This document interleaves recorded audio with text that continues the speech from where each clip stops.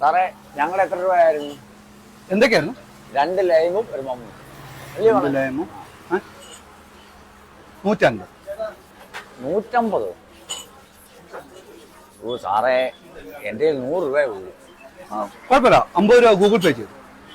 എനിക്ക് ഗൂഗിൾ പേ bank account ഒന്നുമില്ല സാറേ. ഞാൻ അപ്പുറത്തൊരു ചെറിയ മുറുക്കാങ്ങട നടത്തുക.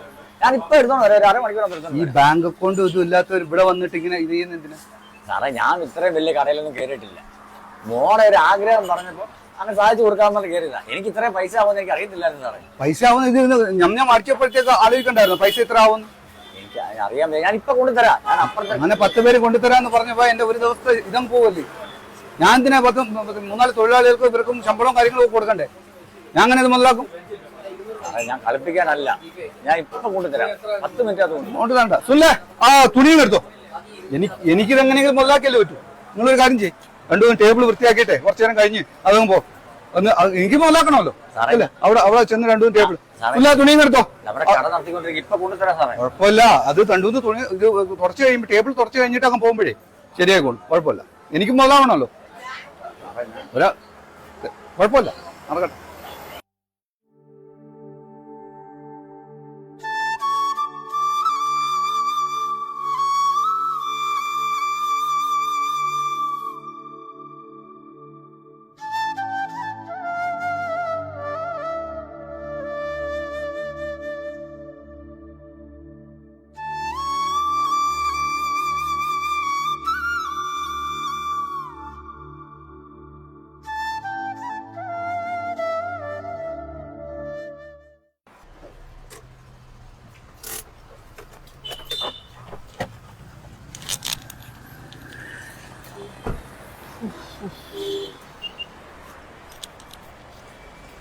ചേട്ടാ, ഒരു സോഡ നാരങ്ങണോ?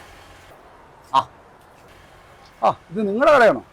സാറായിരുന്നു സാറേ. ഉപ്പാണോ പഞ്ചാരയാണോ? 2 കിട്ടോ. ചൂടല്ലേ, അതുകൊണ്ട്.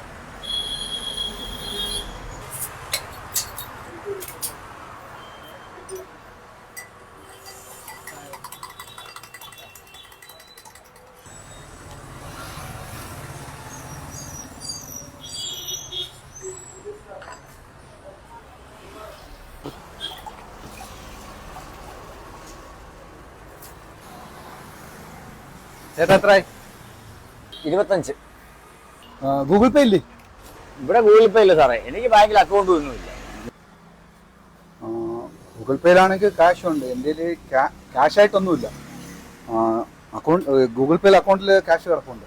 ഇവിടെ അടുത്ത് ATM എവിടെ ഉള്ളത്? ഇവിടെ അടുത്തെങ്കിൽ ATM ഒന്നുമില്ല. 4 കിലോമീറ്റർ അപ്പുറത്ത് പോകണം ATM.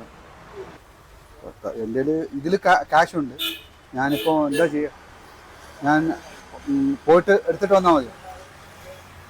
ക്യാഷ് എടുത്തിട്ട് വരാം. സാറേ, സാറിന്റെ ഹോട്ടലിലേ ഒരു ദിവസം എൻ്റെ മോളെയും കൊണ്ട് വന്ന് അവർക്ക് ഇഷ്ടമുള്ളൊരു ഭക്ഷണം മേടിച്ചു കൊടുത്തപ്പോഴേ എൻ്റെ കയ്യിൽ ഒരു 50 രൂപ കുറവുണ്ടായിരുന്നു. അപ്പൊ സാർ അവിടെ ആ നാട്ടുകാരുടെ മുന്നേ വെച്ചേ സാർ എന്നെ കൊണ്ട് ആ മേശ ഉറപ്പിച്ചില്ലേ, ആ എച്ചിപ്പാത്രമൊക്കെ എടുപ്പിച്ചില്ലേ. സാറ് പൈസ തന്നിട്ട് പോയാൽ മതി. അല്ലെങ്കിൽ ഒരു കാര്യം ചെയ്യും, കാരണം ഇവർ ചായ കുടിക്കാൻ വന്നിരിക്കുമോ, ഇവർക്ക് ഓരോ ചായ എടുത്ത് കൊടുക്കും. ചേട്ടാ, ഞാനൊരു ഹോട്ടൽ നടത്തുന്ന മുതലാളിയില്ല. ഇങ്ങനെയുള്ള പെട്ടിക്കടയിലൊക്കെ കയറി ചായ അടിക്കുക, നാരങ്ങ പെയ്യാനൊക്കെ പറഞ്ഞു എൻ്റെ കസ്റ്റമേഴ്സ് ആരെങ്കിലും കണ്ടു കഴിഞ്ഞാൽ നാണക്കേട്. ചേട്ടൻ ആരെങ്കിലും ഒരു അക്കൗണ്ട് നമ്പർ ഇതാ, ഞാനൊരു 1000 രൂപ ഇട്ടേക്കുന്നു. എങ്കിലെങ്കിലും എന്നെ വിട്ടു, ഞാനൊന്ന് പൊട്ടോട്ടെ. അന്ന് ഹോട്ടലിൽ വെച്ചേ ഒരു 50 രൂപയ്ക്ക് വേണ്ടി എൻ്റെ കുഞ്ഞിൻ്റെ മുന്നേ വെച്ചേ സാർ ആ മേശ ഉറപ്പിച്ചപ്പോഴേ അവൾ എന്തുമാത്രം വിഷമിച്ചെന്ന് സാറിനറിയാമോ? ഞങ്ങളൊക്കെ സാധാരണക്കാരാ സാറേ. സാറിന് ആ വിഷമം ഇപ്പം മനസ്സിലായല്ലോ. ഒരു കാര്യം ചെയ്യും, സാറ് പൊക്കും. ചേട്ടൻ പേടിക്കണ്ട, ഞാൻ ഇന്നല്ലെങ്കിൽ നാളെ ആയാലും പൈസ ഇവിടെ എത്തി. പേടിയോ? ഞങ്ങളെ പോലുള്ള സാധാരണക്കാർക്ക് പേടിയില്ല സാറേ. പിന്നെ സാറിനെ പോലുള്ള പണക്കാർക്കാ പേടിയുള്ളത്. ഞങ്ങൾ അന്നെന്നുള്ള ഇതുകൊണ്ട് കഴിയുന്നവരാ. പിന്നെ സാറിനോട് എനിക്കൊരു അപേക്ഷയുണ്ട്. എന്നെ പോലുള്ള സാധാരണക്കാരെ അവിടെ വന്ന് വല്ലതും കഴിച്ചിട്ട് ഒരു 10-25 കൊല്ലം കുറവുണ്ടല്ലേ, അവരെ അങ്ങ് വിട്ടേക്കണം സാറേ. സാറൊരു കാര്യം ചെയ്യ്, സാറിപ്പോൾ പൊയ്ക്കോ. സാറ് ഇതുവഴി വരുമല്ലോ ഇനിയും. എപ്പോഴെങ്കിലും എൻ്റെ 25 രൂപ തന്നാൽ മതി. സാറ് ചെല്ലേ. ചേട്ടാ സോറി ചേട്ടാ, കുറച്ച് നേരം കൊണ്ട് ചേട്ടൻ എന്നെ മനസ്സിലാക്കി തന്നു. നാണക്കേടെന്നാണ്. ചേട്ടനോട് ചെയ്തതുപോലെ ഇനി ഞാൻ ആരോടും ചെയ്യില്ല. ഞാനിനി എപ്പോഴെങ്കിലും ഇതുവഴി പോകുമ്പോൾ ചേട്ടൻ്റെ പൈസ കിട്ടും.